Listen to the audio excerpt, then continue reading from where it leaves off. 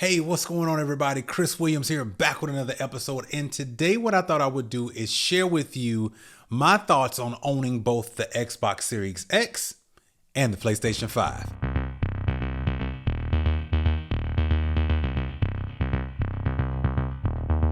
Now, listen, in complete honesty, I've had both consoles since day one of their releases, and I've had some time now to kind of play games on either system. And what I wanted to do is just give you some understanding that I know the quantities of being able to find them have been difficult, but I want to kind of give you an idea of what to expect with both and share with you some of my thoughts. Now I'm going to start with the one that I've had the longest in my lifetime, mainly just because it's the console that I started. Honestly, the deeper video gaming world with me, I actually remember Atari and everything else, Super NES. But when the PlayStation 1 came out, I was that guy. I had one. It's the first place I started playing role-playing games. So let's start there.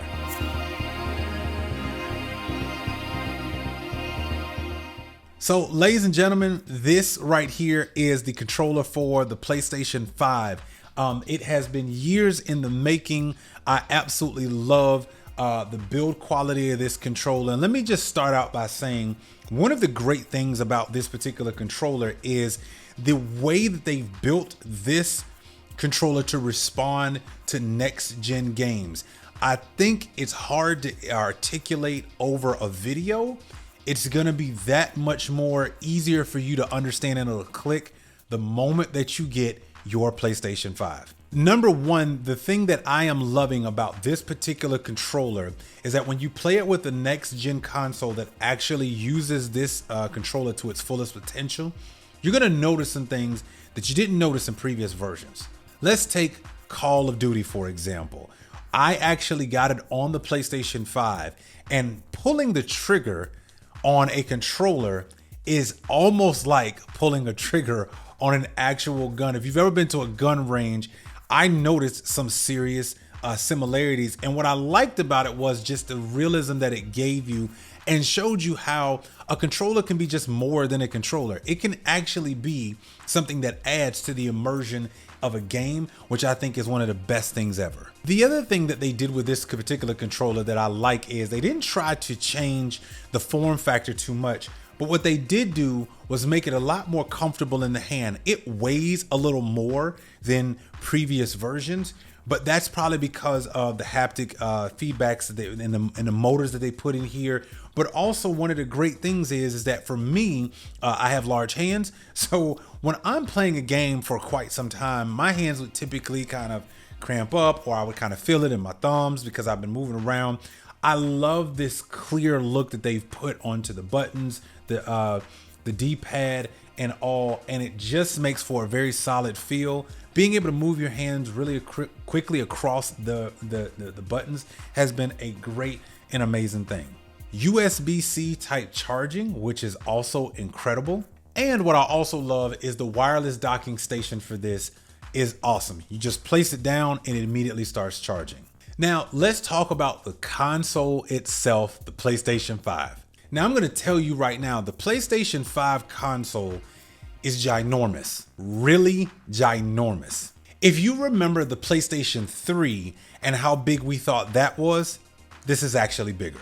Now you can wig out on all the specs and all of the different things that it has in it, but I want to kind of give you an understanding of what it's like for me actually using this on a consistent basis. Now I do have mine as the actual disc version and it is standing straight up. It does come with the mount and actually a screw to screw it into the bottom of the PlayStation so that it can stand up. Just be mindful that you're going to need a space if you stand it up that can actually probably not be covered, or if you do, it's going to stand pretty tall. So you're going to need to keep that in mind as you're arranging your entertainment area near your TV. Starting the system up is its cool own little experience, and we've all seen kind of the pictures of it looking like an alien spacecraft or really a really cool teched out building in the middle of a downtown place. We've seen them all, but I will tell you this, the thing that I actually like about it is it's actually kind of a simple design. Simple in the sense that, you know, a lot of times they've tried to make the console body so different and vast. This is just a white exterior and a black interior. And that's that. I do like, though, the art form factor of the way they built this out, because to be honest, that kind of adds to when you have it in your entertainment area. It's just something that stands out. And I think for all of us who actually do play video games, we kind of like that. Now, it's pretty heavy, so do not hold it with one hand. Please do not do that. But once you have it set up and it's ready to rock, it's gonna be really easy to get in. And I will tell you, one of the greatest things that I like about the PlayStation 5 is the simple fact that when I press the PS button on my controller and I start up my system, I am in playing my video game in seconds, which is an awesome thing to get, especially here in 2021. With video game developers pushing the envelope of what games can actually do, and console companies like PlayStation having to build something that can actually match those types of experiences, sometimes we've suffered based on load times and all those other things. That is not to worry about when it comes to the PlayStation 5. It loads fast. And what I like about that is especially if you're pressed for time or you have other things going on, especially for us adults who actually still do play video games and kind of some of our downtime, we might not have a lot of time. The worst thing you want to do is get ready to sit down with the little bit of time you might have and be able to play a video game, and then all of a sudden it's taking forever for the game to load. With the PlayStation 5, that is not the problem I've ever had an experience on. In fact, I've absolutely enjoyed just being able to pick up the controller, get right into my game. Now, one other thing to consider with your PlayStation 5 as well as with your Xbox Series X is the TV that you have. Now, I will just tell you this. I actually have a TCL 55-inch 4K television, and it has worked wonders for me. It does have HDR, quickly picks up on any video game that I have that supports it, and I've actually loved it. I haven't changed any settings, and I love the quality of the games that I've been able to play, like Godfall, Call of Duty, Spider-Man Miles Morales, Demon Souls, and many others. Well, now let me tell you about my experience with the Xbox Series X.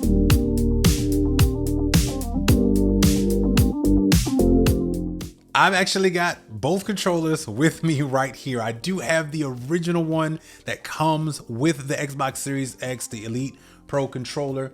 No changes really. D-pad is pretty much the same, kind of same setup, same feel with these. I did go out and get the all white Roblox controller mainly because my entire setup is all white. I like to keep things all white. In fact, one of the other things that I also did was I actually got my Xbox wrapped in carbon fiber white. So shout out to D-Brand, who is not a sponsor of this channel or this segment, for actually having pre-orders ready to go when the Xbox Series X first came out. I went ahead and ordered mine, and my carbon fiber looks absolutely amazing. So aesthetically, it's a box. Really nothing to it, but I will tell you one of the cool things that I like is it is pretty heavy. So that is something you want to be mindful of. Again, I would not carry it with just one hand. It's pretty heavy, but it is awesome. I actually like the fact that, again, Xbox chose to make sure that they stuck to something very simple, easy to look at, easy to just plug in and play. And I actually think that that does a whole lot when it starts talking about the form factor and kind of aesthetically just looking at a system. To be honest, most people aren't looking at the body of the system anyway. Now, when I got my Xbox Series X, I did get Assassin's Creed Valhalla on there. I have also played Doom Eternal, and I've played NBA 2K21 on there as well. Now, the system and design, again, you can run through all the specs on your own and learn those things, but I will tell you what I have loved about playing Assassin's Creed Valhalla on the Xbox Series X. It is like playing a movie. When I say they have thought of everything, the spatial audio, the immersion of the game, the controller, and that to me always adds to the type of experience that you're gonna have. The responsiveness to everything, the reflexes, it is quite an immersive experience. So let's talk about load time. Now, like I mentioned with the PlayStation 5, the load time for the Xbox Series X is snappy. It's so quick that one time I remember starting the Xbox Series X, answering a text message, and maybe responded once or twice and looked up, the game was ready to go.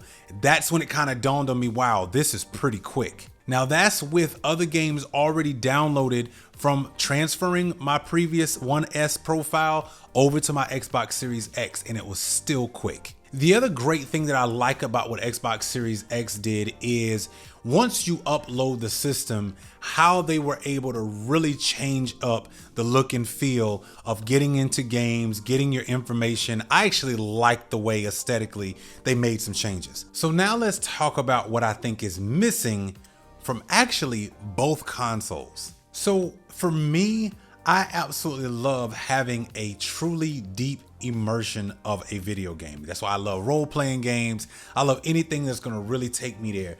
But one of the ways to really take you there is the sound quality. Now, as you know, with PlayStation 5, unless you get the Pulse headphones, that's the only wireless Bluetooth headphones that it will actually connect with. Those have been hard to come by, but I already own a pair of new Apple AirPro Max headphones. And it would be nice that if I just put these on, I could just sit here and play my game using these headphones. But unfortunately, you can't.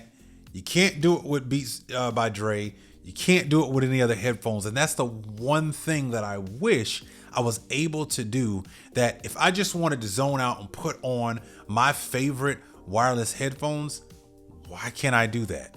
PlayStation, Microsoft, if you're listening, man, that would be great. And there's many reasons for that. I mean, a lot of times I might be playing late night here in my office. I don't want to wake anybody upstairs with my sound system and everything else. And so I choose to want to just put on my headphones and be able to play. The hard part about that is that I'm sure there's something going on where they just don't want to have those integrations in between the systems. Okay, that's fine. But I'm gonna tell you right now, there would be more people, I believe, more people who would opt in to buying one of these high ticket consoles if they knew whatever headphones they had that will wirelessly allow it to be able to be played. Well, I know consoles have been kind of hard to come by. Either you've been checking Amazon or GameStop or Best Buy. Keep checking. I've definitely seen where some places do have limited stock quantities kind of happening over time. But keep checking. Hopefully you will get yours soon and you will be able to enjoy the experience of having next gen consoles and playing games like Cyberpunk 2077, which, side note, right now is getting a lot of my time. Well, that's it. Thank you so much for watching. I hope that this video was helpful to you. And if it was, please feel free to give me a like, share, or subscribe, or leave a comment below and I'll make sure that I get back to you. Well, that's it, everybody. Thank you, and I'll catch you in the next video.